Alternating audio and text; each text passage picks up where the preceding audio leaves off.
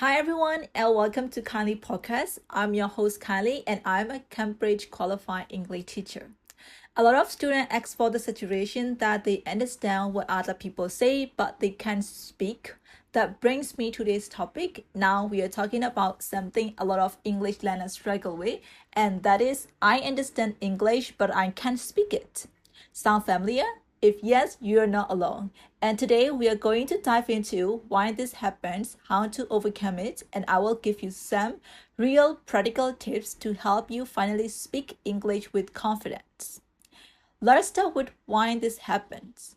It's impacted by personal background learning style. Most learners spend years studying English in school, learning grammar, vocabulary, reading, and writing.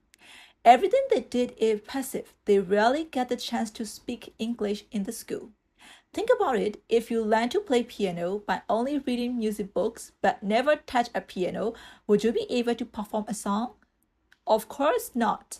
Language is the same. Understanding is passive and speaking is active. There is also a psychological side. Fear of making mistakes, fear of judgment, and sometimes even perfection. All of that creates a mental block. It leads to you know the words in your head, but they just don't come out from your mouth. Now, let's talk about common mistakes learners usually do. First, they study too much grammar. Since they decide to learn to English speaking, they started buying grammar books. Grammar is important, but focusing only on rules can slow down your ability to speak naturally. Sometimes learning too much grammar makes you confused, so it ends up with giving up speaking. The second one is watching without speaking. A lot of people watch Netflix or YouTube in English but never repeat what they hear. You're only inputting, not outputting. Without outputting, inputting is nothing. Thus, waiting for the perfect moment. Many people think I will speak when I'm ready, but here's the truth. You become ready by speaking. You become ready by practicing. Never wait for the time you are ready. You can start now. So what can you do? Shadowing technique is really powerful. You can listen to a native speaker, like from a podcast or a TV show, and immediately repeat what they say, copying their pronunciation and rhythm. It trains your mouth, tongue, and brain to work together. Second, you can speak every day, even alone. It is a kind of daily practice.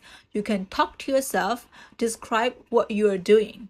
For example, I'm making coffee in the kitchen. Now I'm pouring the milk.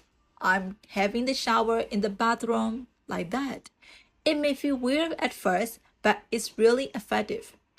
If you are extrovert and if you're eager to join, and you can join speaking groups. You can look for conversation clubs online or in person. And also you can practice applications like HelloTalk, Tandem, or even Zoom language exchange can connect you with the real people. And you can record yourself. Recording yourself helps you catch mistakes and build confidence. You can know where you need to improve and evaluate yourself. Compare your recording to a native speaker's version and notice the differences and practice. And you must reduce your stress. You may feel anxiety when you want to be too perfect. So don't aim to be perfect, aim to communicate.